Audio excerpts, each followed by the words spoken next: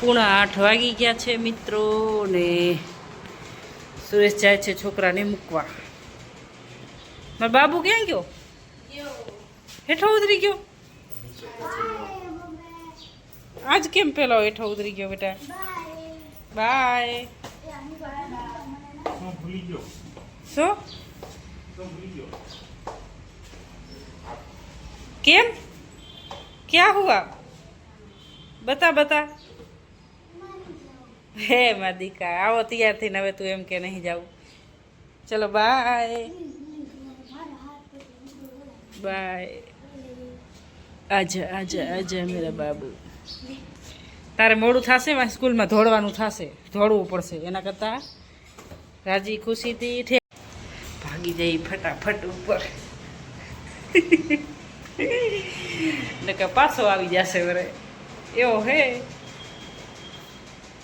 Hello મિત્રો, આપણે નાહી ધોઈને તૈયાર થઈ ગયા છીએ અને ઘરનું કામ બધું થઈ ગયું છે, કામ પતાવી લીધું છે. પછી સુરેશ છોકરાને મૂકવા ગયા હતા અને આજે છે ને મેં સાડી પહેરી. જો કેવી લાગે? એક મિનિટ. આજે મેં પહેરી છે સાડી, કેમ કે સુરેશ મને વારી ઘડી કે તું સાડી પહેરતી જા, સાડી પહેરતી જા. પણ ઘરે ઘરે સાડી પહેરવાનું ગમતું નથી, પણ તો એ મેં પહેરી લીધી સુરેશનું માન રાખવા માટે. તો જોઈ લો, કામ કરી નવરા થયા છીએ અને 12 વાગી ગયા. 12 વાગી ગયા ને જમવાનું બનાવવાનો ટાઈમ થઈ ગયો.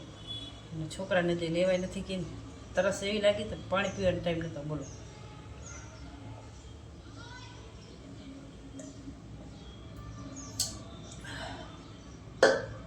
નહીં પી લીધો. તો મિત્રો સુરેશ ગયા હતા બજારે, છોકરાને મૂકવા ગયા ને ત્યારે બજારમાં ગયા હતા. પછી જુઓ તો મરચાં લઈ આવ્યા છે, ભીંડા લઈ આવ્યા છે, શાકભાજી લઈ આવ્યા. ને મને કીધું નથી શેનું શાક ખાવું છે. હું બનાવું? ભીંડા કરી નાખું. ભીંડે કી સબ્જી કરતે હે, કેમ કે સવારે દહીં લઈ આવ્યા હતા અને દહીં વાળું એ ભીંડાનું શાક છે ને એ દહીં વાળું જ ખાય છે. એટલે મને લાગી દહીં એટલા માટે લઈ આવ્યા અને ભીંડા એટલા માટે લઈ આવ્યા. ભીંડે કી સબ્જી દહીં વાલા.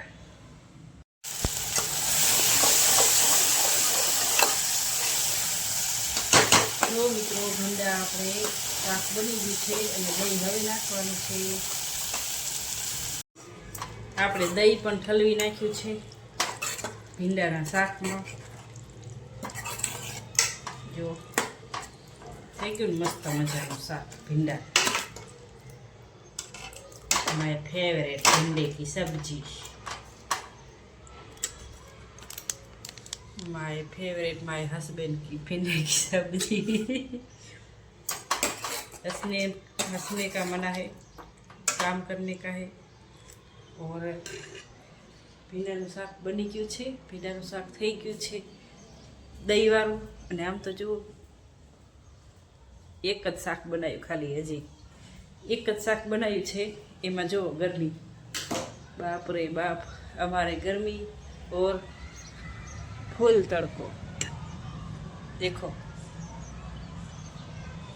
बारिश भी नहीं आती, વરસાદ પણ નથી આવતો. લો, તમારે વરસાદ આવે છે કે નથી આવતો? અમુક અમુક જગ્યાએ તો બહુ પડ્યો અને અમારે તો હજી નથી પડ્યો. તમારા કચ્છમાં પડશે ત્યારે જોરદાર પડી જશે. કોઈને ના હોય ત્યારે એવો પડે. મારા બનાના મેં ઇન્સ્ટાગ્રામમાં રીલ્સ નાખી છે મિત્રો 2 કાલે સાંજે. મારા મનના બોલે મોરલા, આવો ને થોડા ઓરલા. એ કાંક આવે છે, એવું બહુ નથી આવડતું. હવે આપણે બાંધવાનો છે લોટ બાંધવાનો છે. પછી રોટલી બનાવવાની છે ને છોકરાને રોટલી બને તો બને, નકર લોટ બાંધી નાખવાનો છે. છોકરા આવશે ત્યારે રોટલી બનાવશું. તો આપણે ત્યાં લોટ બાંધી નાખીએ અને છોકરાને લેવાનો ટાઈમ થઈ જશે હમણાં. તો ચલો ફટાફટ કામ કરવાનું છે. તો મિત્રો લોટ બાંધી નાખ્યો છે અને રોટલી કરી નાખીએ છોકરા માટે 4-5. પછી લેવા જઈએ, હજી વાર છે. કેમ કે આવીને અહીંયા ડાયરેક્ટ જમવા બેસી જવાનું છે. નકા પછી આ મમ્મી પડીકું લઈ દે, દુકાને જવું છે, હું પડીકું લઈ દે. એટલે આપણે ફટાફટ રોટલી કરી ખાવાનું બનાવીને જવાનું, પડીકા છોકરાને ખવડાવવાના જ નહીં.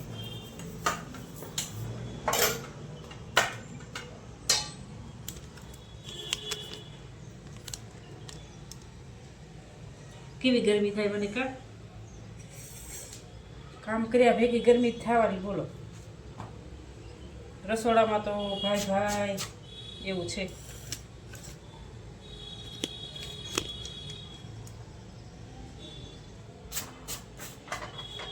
વધારે રોટલી નથી કરવાની, થોડીક જ કરવાની છોકરા માટે જ, કેમ કે સુરેશ આવશે ને એટલે એમને ખપશે ગરમ ગરમ. તો પછી અહીંયા માટે હું ગરમ ગરમ રોટલી બનાવીશ.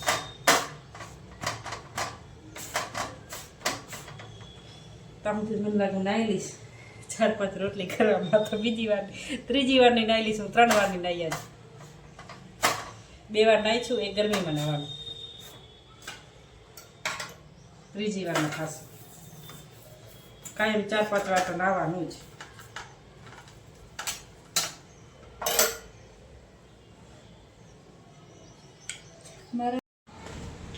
તો મિત્રો હું નીકળી ગઈ છું છોકરાને લેવા માટે.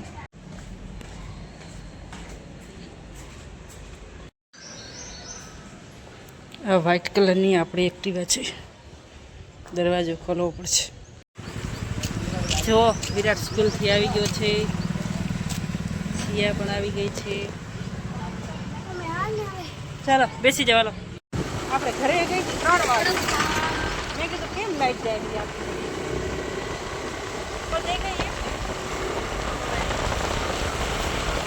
વરસાદ આવે એવું થઈ ગયું. જો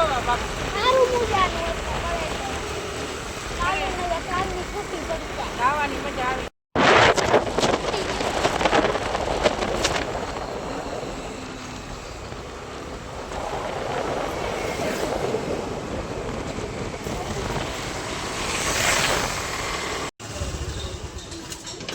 કેમ રાડું કરે છે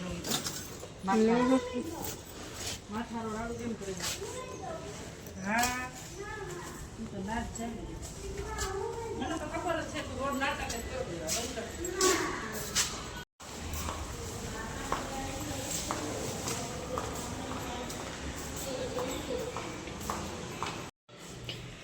ક્યાં ગયો મારો બાબુ? કેમ આવતો રો? ક્યાં ગયો? વાહ બેટે વાહ. મેં કીધું રિહાણો હે એટલે ઘાએ ઘા ગયો. જોયું મિત્રો, મારા બાબુને જોયું?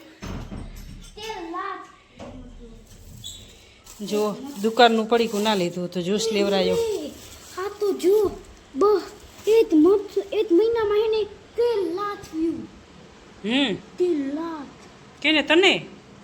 Oh my God, 13 lakh view मेरे बाबू को. हाँ, તું ક્યાં બનાવતો હોય? હાલો જ્યુસ પીવો હોય તો મિત્રો.